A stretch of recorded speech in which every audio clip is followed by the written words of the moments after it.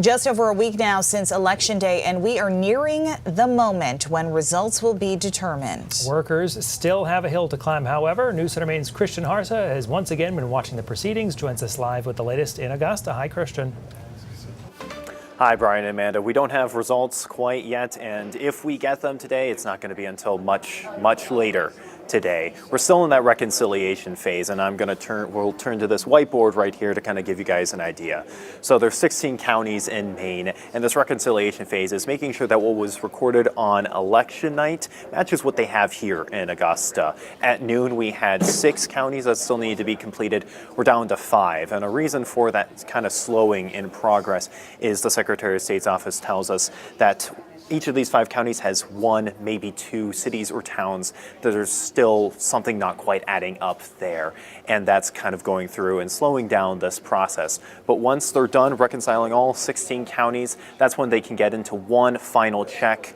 And here's Kate McBride for the Secretary of State's office. We want to make sure everything is there. So it's a time-consuming process. It's a meticulous process, but it's really important that everything is right so that when we hit go and we run that tabulation and we actually run the race and we know who the winner is, we can all be confident that it's accurate and it's the correct results. Now, that final step is called proofing. That's making sure that the reconciliation numbers match what has been put into the computers that are going to run the ranked choice voting tabulations.